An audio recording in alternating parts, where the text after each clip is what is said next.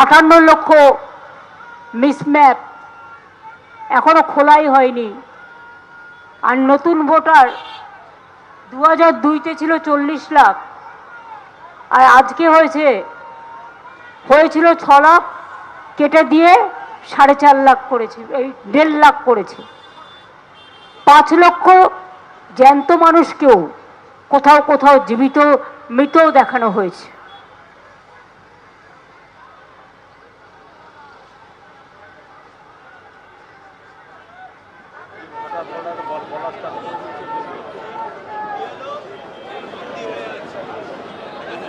কোথাও কোথাও জীবিত, তাদেরকে মৃত দেখানো হয়েছে। বারবার মমতা বন্দ্যোপাধ্যায় ঠিক এই জায়গায় আক্রমণ শানিয়েছেন, জানিয়ে একেবারে সওয়াল করেছিলেন সুপ্রিম কোর্টে গিয়েও।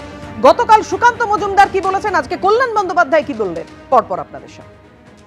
মমতা বন্দ্যোপাধ্যায় প্র্যাকটিস করছেন, কারণ এরপরে উনি বিরোধী দলনেত্রী হয়ে যাবেন, তখন ওনাকে ধর্নাতে বসতে হবে বিজেপির মুখ্যমন্ত্রীর বিরুদ্ধে, তাই এখন থেকে প্র্যাকটিস করছেন। সুকান্ত মজুমদার এমন কোনো ব্যক্তি নয় যে যার উপর রিয়াকশন দেয়া যায়। অতি নগণ্য একটা রাজনীতিবিদ, কি করে ডক্টরেট হয়েছিল আমি জানি না। মানুষকে সম্মান দেয় না, পশ্চিমবাংলার মানুষের সমস্ত অধিকারকে ওরা কেড়ে নিয়েছে। ওদের যে কি হাল হবে সেটা কয়েকদিন পরে দেখতে পাবেন। নির্বাচন কমিশনের ফুল বেঞ্চ আসার আগে এই যে ছবি আপনারা সরাসরি দেখতে পাচ্ছেন, ধর্নায় বসে রয়েছেন মুখ্যমন্ত্রী মমতা বন্দ্যোপাধ্যায়। এসআইআর নিয়ে আক্রমণ আরো তীব্র করেছেন, এর পথে তো নেমেইছেন। এবারে একেবারে ধর্না মঞ্চে মুখ্যমন্ত্রী মমতা বন্দ্যোপাধ্যায়। স্বপন মজুমদার কি বলেছেন দেখুন। আজকের যে ওনার মেট্রো চ্যানেল, ওয়াই চ্যানেলের সামনে যে ধর্নাটা প্ল্যান করা আছে, সেটা একদিক থেকে উস্কানিমূলক, যার প্রধান উদ্দেশ্য হচ্ছে কলকাতা শহর এবং বিভিন্ন জায়গায় সাম্প্রদায়িক একটা অস্থিরতা আনা।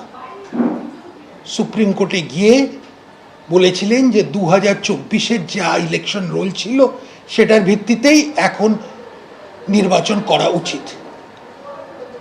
সুপ্রিম কোর্ট সেটা মানেনি, বলেছিল যে না, এসআইআরই করা দরকার।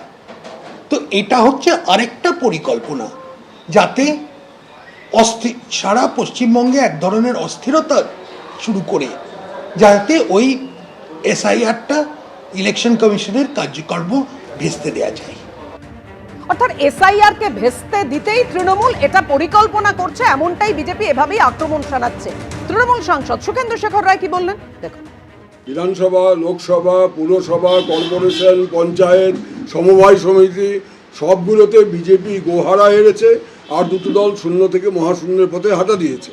এইরকম একটা অবস্থার মধ্যে বিজেপি পরিষ্কারভাবে ভাবছে যে যদি আমাকে জমিন ফেরত, মানে এখানে যদি আমাকে দখল, ওরা তো বলে দখল, ওরা তো নির্বাচনে জিতে আসার কথা বলেন, ওরা বলে আমরা বাংলা দখল করব। ওদের সায়েন ছাড়া পাবলিক মিটিংয়ে দাঁড়িয়ে বলে আমরা দখল করব। সেই দখল করতে গেলে ওরা দেখছেন যে জনসমর্থন নিয়ে দখল করা যাচ্ছে না। তাহলে গণতান্ত্রিক প্রক্রিয়া হচ্ছে যে জনসমর্থনের মাধ্যমে একটা সরকার নির্বাচিত হবে।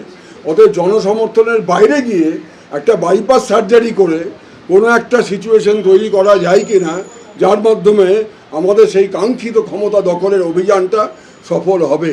এবং এই জন্যই এসআইআর, এই জন্যে 172 জন মানুষকে খুন করা। এবিপি আনন্দ, এগিয়ে থাকে, এগিয়ে রাখে।